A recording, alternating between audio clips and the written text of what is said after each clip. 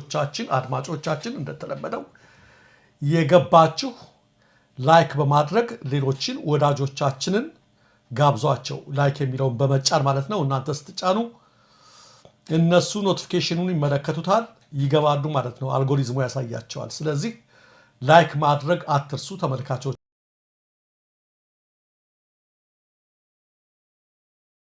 ሰላም ጤና ይስጥልን ተመልካቾቻችን ከአንከር ሚዲያ ዝግጅት ክፍል ያክብሮ ሰላምታችንን እናቀርባለን የዕለቱን ዜናዎች ከዘውትር ተሳታፊያችን ጋር በመሆን አቀርባለሁ መልካም ጊዜ ብዙ ነገሮች ሆናል ስለሱ ጉዳይ እናነሳለን የብልጽግና አገዛዝ ግራ የተጋባ ወቅት ላይ እንደሚገኝ ነው እየሰማን ያለ ነው በምርጫው አሸነፍኩ ቢልም በምርጫ ያሸነፈ አገዛዝ መሆን እንዳልቻለ ነው የምናገኛቸው መረጃዎች የሚያመለክቱት ለመስከረም መጨረሻ መንግስት መሰረታለሁ ብሎ እየተዘጋጀ ያለው አብይ አህመድ በሚቀጥሉ 3 ወራት ውስጥ ርብርብ አድርጉ ብሏቸዋል በተለይም ደግሞ ለምክክር ኮሚሽኑ ለብልጽግና ከፍተኛ ማዕከላዊ ኮሚቴ አባላት በሚቀጥሉት 3 ወራት ውስጥ ብዙ ስራ መስራት አለብን ዝም ብለን መንግስት በመሰረት አንችልም ለውጦች ማምጣት አለብን ብለዋል ምን አይነት ለውጥ ሊያመጣ እንደሚችል በዚህ 3 ወር ውስጥ የሚታወቅ ነገር የለም የተወሰኑ የገጽታ ለውጦችና የጥገናዊ ለውጦች ሊያደርግ እንዳሰበ የኢትዮጵያን ህዝብም አሁንም በማዘናጋትና በመደለል አዲስ ፊትና አዲስ የሆኑ ነገሮችን በማምጣት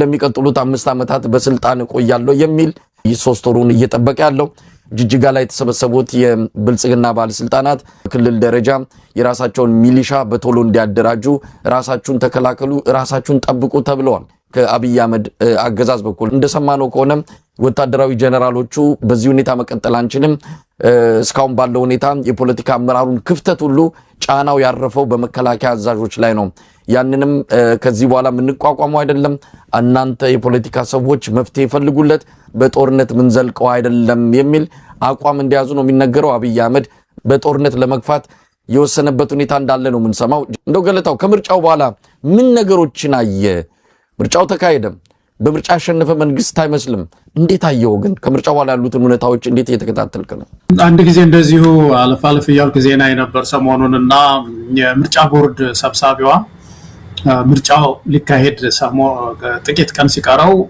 ዛሬ ጽሞና ጊዜ ነው አሉ ጽሞና ጸሙን የኢትዮጵያ ህዝብ ጸሙን የሚል አስብ ማለት ነው እንግዲህ ያው መቼም በዚህ በሰለጠነው ዓለም የምርጫ ጊዜ ሲመጣ በጸጥታ እንድታስብ የሚመጣ ጊዜ አለ አይደለምና እስቲ እኔም ልጸሙን ባለውበት ሀገር ብዬ ትንሽ ስለ ምርጫ ያሰብኩ ነበር መሳይና በጣም ያስገርማል ይሄ 7ኛ ምርጫችን አይደለም በኢትዮጵያ ታሪክ ውስጥ በአፄ ኃይለ ሥላሴ ጊዜ ወደ 4 ምርጫዎች ተደርገዋል እንደምታውቀው በኢትዮጵያ ታሪክ ውስጥ እና 11ኛ ሆኖ ነው እንግዲህ ዶክተር ከተባለ እና እነዚህ 11 ምርጫዎች ወደ ኋላ ያየናቸው እንደሆነ በአፄ ኃይለ ሥላሴ ዘመን ያው የዘውድ ስርዓት ነው የዘውድ ስርዓቱ በምርጫ አይነካም እሳቸው ለምርጫ አይቀርቡም ንጉሱ አይታሰብም የትም ሀገርም እንደዛ አይታሰብም ከዛ በታች ግን ሊገነቡ ያሰቡትን ፓርላማ ግን በጣም ፍትሃዊ የሆነ ምርጫ ይደረግ ነበር መሰለኝ በጣም ፍትሃዊ የሆነ ምርጫ ማጭበርበር የሚባል ነገር ጨርሶ አይታሰብም ነበር ያን ጊዜ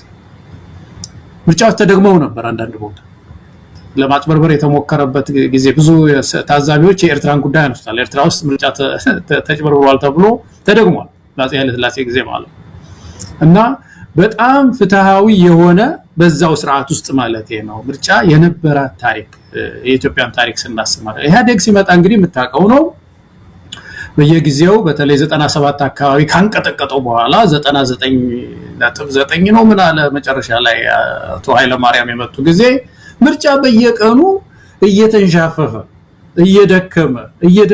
እየደከመ መጥቶ በኋላ በአብይ አህመድ ዘመን እነዚህ 2 ምርጫዎች ደግሞ በኢትዮጵያ መሳቂያ ሆነው ልጆች ቲክቶክ እየሰሩ የሞተ ሰው ተነስቶ መረጠ ያሉ ሲቀልዱ ሳይ ነበር በጣም ያስገርማል እኮ በጣም ጥሩ ቀልደኞችም አሉ ኢትዮጵያ ውስጥ ልጆቹ አንዳንድ ጊዜ መራራውን ሀቅ በቀልድ በኩል ሲያሰሙት 2 ስሜት ይመጣል ያስለቅሳልም ያስቃል ሴትዮዋ ግሉኮስ ነቀላ መጣች የሚል ዜና እየተነገረ ነበር ያየሁት አንድ ቦታ ላይ ነው እስቲ ነቀላል ግሉኮስ አሁን ስታስበው አንድ መመሰው ጤነኛ ነው ምርጫ እኮ ጤንነት ይጠይቃል እንደውም ሆስፒታል ያለ ሰው እንዲመረጥም አይገደድም እኮ አይደረግም ሰው በጤንነት እኮ አስቦ እኮ ነው የሚመረጠው ምርጫ እኮ ብዙ ማሰብ ይጠይቃል እኮ ጤንነት ያልጠጣ ሰው አሁን ብዙ ጊዜ መጠጥ ቤቶች ይዘጋሉ ሰው አስቦ በጥንቃቄ ጤንነት ያስፈልጋል ጤነኛ ያልሆኑ ሰዎች ሁሉ እየመረጡ ነው ያሉት። ሬስ አስቀምጦ ሰው በሐዘን የተረበሸ ሰው ምን ያህል እንደከሰር ነው የሚያሳየው። ምን ያህል እንደከሰር እንደ ኔሽን ማለት ነው መሳይ። ይሄ ተራውን የቴክኒኩን የማጭበርበሩን ተወውና ኢትዮጵያ ይሄን እንዲዘርብ አታረግም ነበር። አለፈው አንድ ሰው ሲናገር ሰማሁት። ምን ይላል ይሄ ወንድሜ? እኛ የአውሮፓውያንን አይነት ምርጫ አይደለም እንጠብቀው፣ በጣም የሰለጠነ ምርጫ አይደለም እንጠብቀው ይላል። ነው እንጂ መጠበቅ ያለው እኛ የኢኮኖሚ እድገቱ በማግስቱ ለምን ይሄን ያህል አልሆነም አይደለም እንዴ? ታሪካችን ግን የሥነ መንግስት ታሪካችን ግን ኢትዮጵያ በጣም ዘመናዊ ምርጫ የሰለጠነ ሐቀኛ ምርጫ እንድታደርግ የሚያስችል መሰረት ነው ያለው። ስለዚህ በአጠቃላይ ምርጫው ላይ ያለኝ የግለሰብ አስተያየት መሳይ በጣም አዝናለሁ በዚህ ደረጃ ወድቀን በመገኘታችን። ይሄ ምርጫ ዞሮ አሁን ነው ተመልከተው መሳይ። አሁን ሲያደናቅፉት ቆይተው ነው በሶስት መንገድ እናየው። አንደኛው ምርጫ ሲባል መቼም ሰው ለገበያም ይሁን ለምንም ለመምረጥ ሲወጣ የሚመረጥ ነገር መኖር አለ መቼም አይደለም። ሲሆን ነገር መርጬ ልምጣ ሲባል የሚመረጥ መኖር አለ። የሚመረጥ እንዲጠፋ እኮ ነው ያደረጉት። መድብለ ፓርቲ ስርዓቱ እንዳያድግ፣ ፓርቲዎች እንዳያድጉ፣ ከፖሊሲ ስራ ይልቅ በአክቲቪዝም ስራ እንዲወጠሩ፣ ከህዝብ እንዳይገናኙ፣ ቢሮ እንዳይከፍቱ፣ አባል እንዳያደራጁ ተደርገው ነው የቆዩት። ለመንግስት ለመቀበል ትካሻቸው እንዳይሰፋ፣ አደረጃጀታቸው እንዳይሰፋ፣ ቢሮ እንዳያሰፉ ተደርገው ነው የቆዩት። አሁን ምርጫ ይደረግ ሲባል እነዚህም ፓርቲዎች ስናያቸው ሁሉም ለመንግስት ለመስራት ቆመናል ላይ ያሉ አይደሉም። እንደ ሀገር ያሳዝናል። ገዢው ፓርቲ እንዲሁ ሲያጭበረብር አንዴ ራሱን ሲያስመርጥ የመጣ ሰውዬ የሚሰበስበው እሱ ደግሞ መደመር የሚባል የሚያስተምረው የከሸፈ ፓርቲ ነው። ስለዚህ እንደ ሀገር ምርጫ የሚባለውን ኢትዮጵያ የምታስብበት ሰዓት አይደለም። ይሄ ብዙ ጊዜ ብዙ ሰዎች ታዛቢዎችም ተናግረውታል።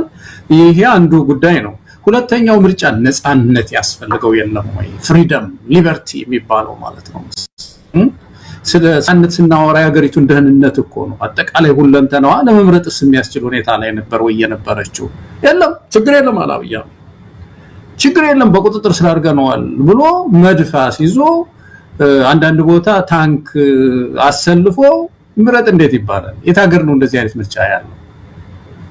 በዚህ ሁኔታ ውስጥ ምርጫ ልናደርግ አንችልም። እና ሶስተኛው በጣም ያሳዘነኝ ነገር ምንድነው? ይሄው በአብይ አህመድ እንዴት የዚህ የምርጫ ቅደም ተከተልን ተመልከት። አሁን በኋላ እናነሳ ይሆናል መሳይ የዚህ ምርጫ የምክክር ኮሚሽን አገሪቱ ምክክር ያስፈልጋል ያለችው ምርጫ የማይፈታው ችግር ገጥሞኛል ስትል ነበር እኮ የተቋቋሙ እና ይሄ ምክክር ኮሚሽን ምን አለ? ምክክራችንን ከምርጫው በኋላ እናደርጋለን። ምርጫው ይጠናቀቅና በኋላ እናደርገዋለን ይላል። ምርጫ የማይፈታው ችግር ውስጥ ያለች ምድር እና እንደዚህ የተሳከሩ ነገሮች ያሉበት ነውና ውጤቱ ግጭትን ነው የሚያሰፋው። ለኔ መሳይ እንደው በመጨረሻ ላይ ግጭት ያሰፋል። ትግራይ ውስጥ ያለ ግጭት የሚሰፋ ነው የሚሆነው። ኢኮኖሚያችን ከባድ ችግር ውስጥ ነው የሚወድቀው። አማራ ክልል ያለ ግጭት እየሰፋ ጦርነቱም እየጨመረ ነው የሚሄደው። ህዝቡ የሚታጠቀው ሰው እየጨመረ ነው የሚሄደው። አሁን ምክንያቱም የተስፋ መቁረጥ አለ። ለለውጥ ያሉ በሮች በሙሉ ተዘግተዋል። ኦሮሚያ ክልል የሚታጠቅ ሰው ከፋው ሰው ቁጥር እየጨመረ ነው የሚሄደው። ቀጣናዊ ቅራኔው እየጨመረ ነው የሚሄደው። አሁን በሶማሌ በኩል ያለ ችግር፣ በጅቡቲ፣ በኤርትራ፣ በሱዳን ያሉ እነዚህ በተለይ በአካባቢያችን ያሉ ቀጣናዊ ችግሮችም የበለጠ ውጥረታቸው እየጨመረ ነው የሚሄደውና ያሳዝናል እንዲህ አይነት ችግር ላይ በመውደቃችን መሳይ። ከምርጫው ጋር በተያያዘ ሳምንቱን ሙሉ ብዙ ነገሮችን መረጃዎችን ስናቀብል አስተያየቶችን የተለያዩ ግለሰቦችን ሀሳቦች እንዲሁ ስናስተናግድ ነበር የቆየ ነውና ምርጫ የመረጠ መንግስት ቀደም ሲል ያልኩ ነው ምርጫ ተመርጫለሁ ወይም ያው ይፋ ማድረጉ የማይቀር ነው። ከአብይ አህመድ ፓርቲ ሌላ ለመንግስትነት የሚያበቃ ዝግጅት ያደረገም ለዛም ትክክለኛ እንኳን ምርጫ ቢደረግ ያንን ምርጫ ለማሸነፍ የሚችል ፓርቲ በአቅም የተዘጋጀ አልነበረም። ነገር ግን ይህ ከሆነ በኋላ ሶስት ነገሮች እየሆኑ ናቸው። አንደኛ ምርጫ እያካሄደ ያለ ወይም ደግሞ የምርጫ ሂደት ውስጥ ያለ መንግስት ኢትዮጵያ እየመከረች ነው የሚል ሌላ አጀንዳ ደግሞ መጥቷል። ምርጫ ባደረገ ማግስት ኢትዮጵያ እየመከረች ነው የሚል በአስቸኳይም በሚቀጥሉት 2 ወራት ውስጥ ስራችሁን አጠናቃችሁ ለመስከረም መጨረሻ ላይ አጀንዳውን ጠረጴዛ ላይ አስቀምጡልኝ ብሏቸዋል አብይ አህመድ የምክክር ኮሚሽነሮችን። ሶስተኛው ጦርነት ነው። እንዴት ነው በምርጫ ያሸነፈ ሀገር ዘው ብሎ ጦርነት ውስጥ የሚገባው? አሁን ትግራይ ላይ ሽራሮ በድሮን መጥቷል። ከፋኖ ጋር ጦርነቱን አቀጣጥሎታል። ከኦላ ጋር እንደዚሁ ከፍተኛ ጦርነት ውስጥ ነው ያለው። ጋምቤላ እንደምትሰማው ከሆነ የፕሬዝዳንቱ ጽህፈት ቤትና እዛ አካባቢ ውጊያ ይካሄድ ነበር አሉ ሰሞኑን። እንዲህ አይነት ግጭትና ጦርነት ውስጥ እንዴት ይገባል? አንድ ምርጫ አከናወንኩ፣ በምርጫው ደግሞ 50 ሚሊዮን ሰው ተሳትፏል የሚል አገዛዝ ወደ እንደዚህ አይነት ነገሮች ውስጥ እንዴት ይገባል? ስለዚህ ስለ ምርጫው የተነሳው ነገር ሁሉ ስለ ምርጫው ያነሳናቸው ጥያቄዎች በሙሉ ተገቢ ናቸው ማለት ነው። ምርጫ መካሄድ አልነበረበትም።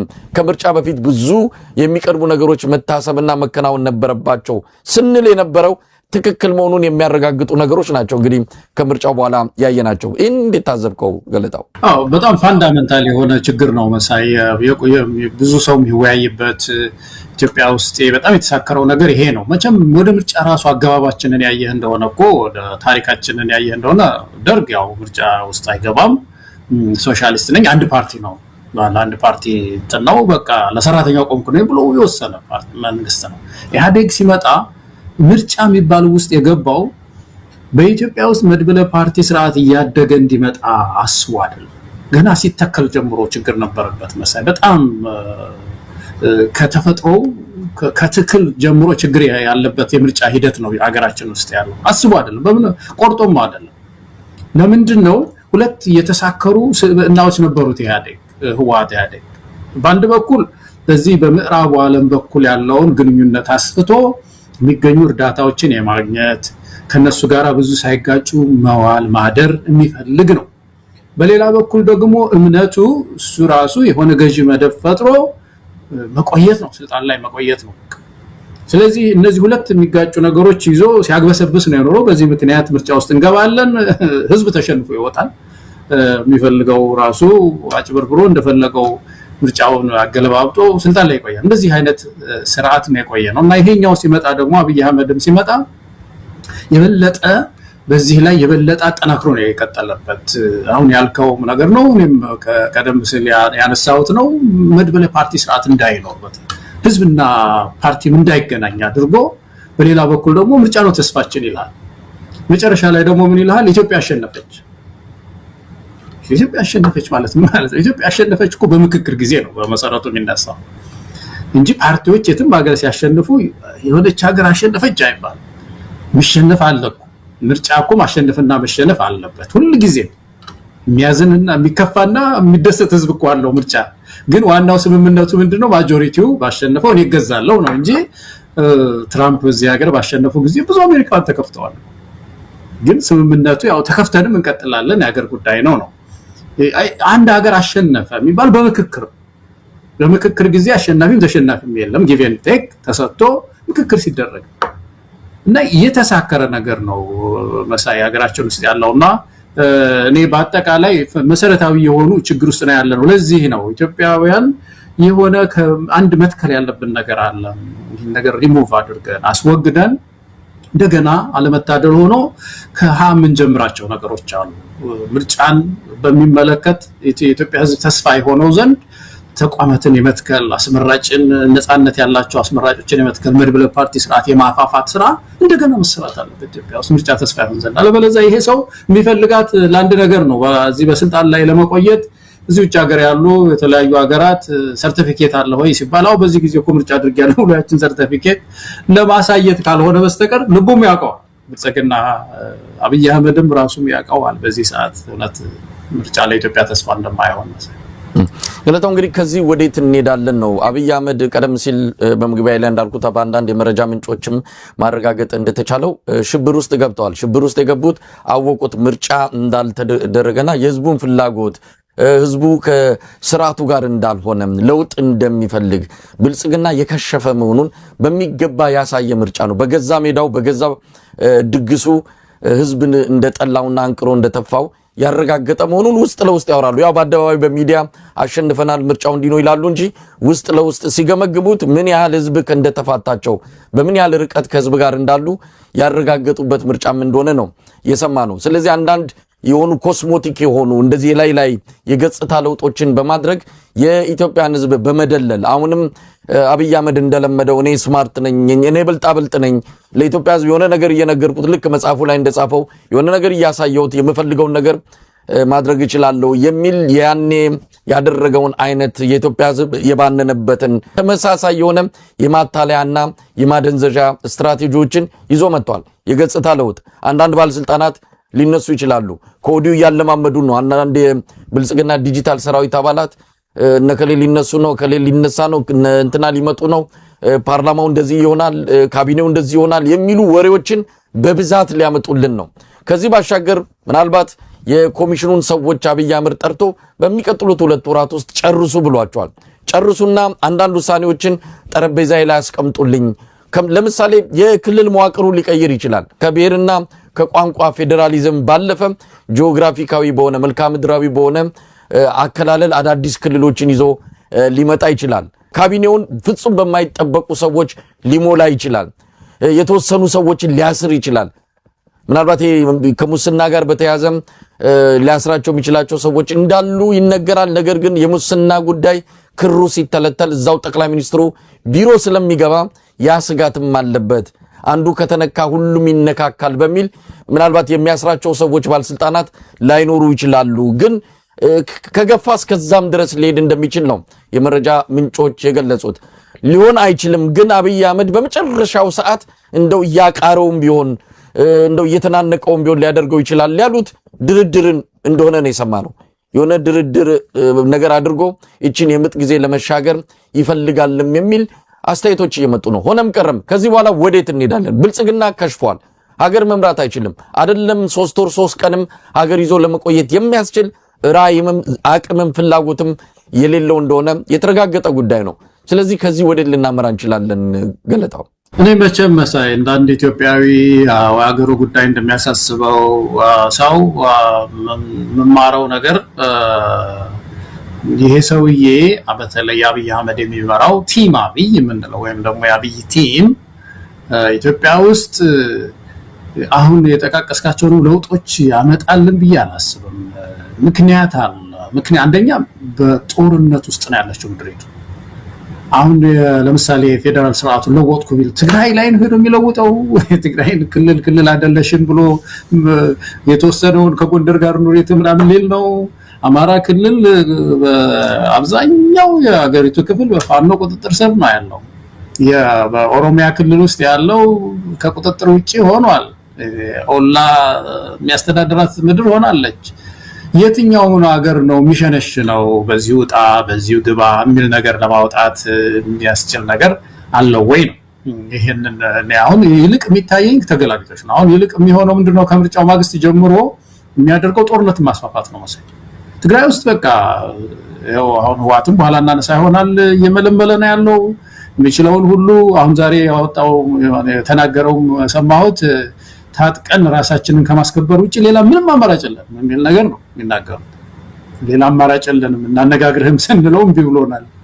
መልእክት እኮ አንዳንድ ጊዜ እኮ የሚያስገርምህ ነገር ህወሓት ሆኗል እኮ ሽምግልና ጠያቂ ኧረ እንነጋገር የሚል ነገር ከዛ ነው የምትሰማው። ከዚህ ኢግኖር የማድረግ በቃ ትግራይን ማንኛውንም የትግራይን ጉዳይ ኢግኖር የማድረግ ነገር ነው በሰፊው የምታየውና እንደዚህ የሆነ ሰው በአገሪቱ ውስጥ የሆነ ፌደራል ስርዓት ለውጥ ያመጣለው ምናምን የሚለው ነገር እንዴት ሊመጣ ይችላል ነው። ስለዚህ ጦርነቶችን የማስፋፋት ነገር አለ። እሱ ነው የሚሄድበት።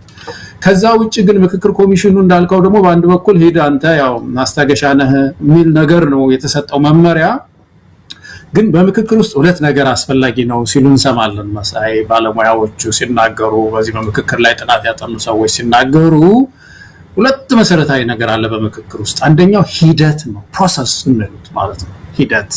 ሁለተኛው ፕሮዳክት ውጤት የሚሉት ነው። እና የመጀመሪያው ሂደቱ ምን ይመስላልና ነው የሆነ ውጤት የሚገኝበት ነው ኢትዮጵያ ውስጥ